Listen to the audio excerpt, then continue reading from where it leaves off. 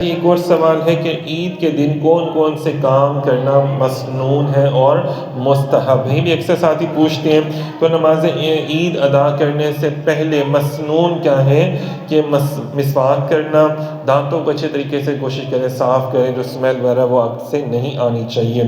اور پھر یہ غسل کرنا یہ بھی مسنون ہے، آقا علیہ السلام کی سنت ہے۔ دیکھیں نا کہ عید والے دن آپ نے اپنے سب بہن بھائیوں سے، دوست باپ سے ملنا، تو گندے بندے ہو کے ملنا نہیں ہے، پاک صاف ہو کے۔ پھر فرمایا کپڑے نہیں ہوں تو بہت زیادہ اچھا، نہیں تو کم از کم جو بھی سوٹ پہنے وہ اچھا صاف ستھرا نیٹ اینڈ کلین ہونا چاہیے نا، تاکہ جب کوئی دوست سے باپ آپ سے گلے ملے، عید ملے، تو ان کو بھی اچھا محسوس ہو اور سب کو پتہ چلے کہ یار آپ کو بھی عید کی خوشی ہے۔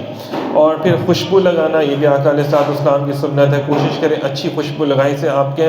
اپنے دماغ پر بھی اچھے اثرات مرتب ہوتے ہیں، خوشگوار جو ہے نا وہ ماشاءاللہ سے آپ کا لہجہ، آپ کا رویہ ہو جاتا ہے، اور آپ سے ملنے والے کا رویہ بھی اچھا ہو جاتا ہے جب اس کو آپ سے خوشبو آئے۔ جب بدبو آئے گی تو آوازاری ہوگی، تو خوشبو آنی چاہیے، مطلب عید والے دن ہر معاملہ آپ سے ریلیٹڈ جو ہے وہ اچھا ہونا چاہیے۔ پھر صبح سویرے اٹھ کر عیدگاہ جانے کی تیاری کرنا، سب گھر والوں کو بھی اٹھانا، خود بھی آپ اٹھیں، جاگیں، بچوں کو اٹھائیں، تیاری کریں، یہ بھی حضور علیہ السلام کی سنت ہے۔ نماز عید الفطر سے پہلے صدقہ فطر ادا کرنا، یہ بھی حضور علیہ السلام کی سنت ہے۔ اچھا، اس کے بھی انشاءاللہ ہم آگے تھوڑے سے مسائل بیان کریں گے۔ پھر پیدل عیدگاہ تک چل کے جانا، اگر تو آپ کے گھر کے پاس ہے، کوئی 5-6 منٹ 10 منٹ کا فاصلہ ہے تو کوشش کریں پیدل چلے جائیں، ہاں لیکن اگر آپ دور ہے کوئی آپ کے علاقے سے، آپ کے گھر سے عیدگاہ، جیسے نا مختلف شہروں میں، بعض دیہاتوں میں ایسا ہوتا ہے، شہروں میں تو خیر جگہ جگہ جو ہے بڑی بڑی مساجد بنی ہوتی ہیں، دیہاتوں میں یا چھوٹے قصبے ان میں یہ ہوتا ہے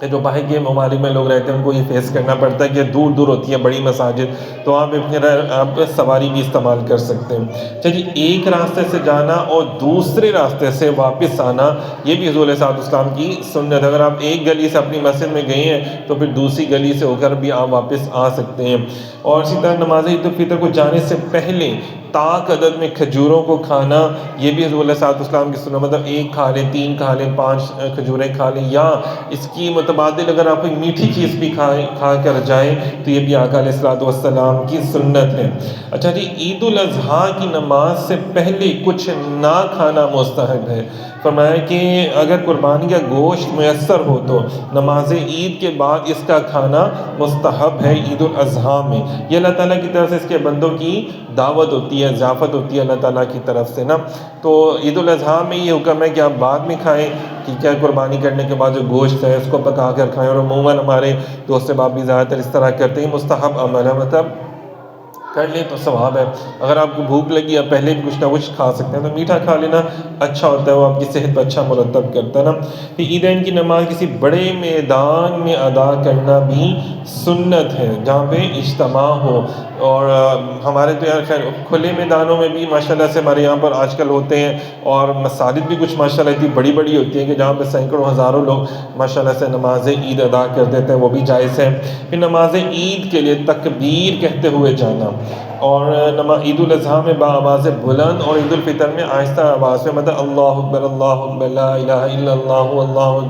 اللہ اکبر وللہ الحمد، یہ کہتے ہوئے جائیں تو اچھی بات ہے، اللہ کا ذکر کرتے ہوئے اللہ کی گھر کی جانب جانا چاہیے اللہ تعالیٰ کی عبادت کرنے کے لیے۔ عیدین کا خطبہ سنت ہے، جمعے کی آپ نے دیکھا ہوگا کہ نماز سے پڑھانے سے پہلے امام صاحب خطبہ دیتے ہیں نا، اور عید کی نماز کیا ہوتی ہے کہ عید کی نماز جب آپ پڑھ لیتے ہیں تو اس کے بعد امام صاحب جو ہے وہ کھڑے ہو کے خطبہ پڑھتے ہیں، تو وہ سننا بھی سنت ہے آقا علیہ السلام کی۔ تو یہ خطبہ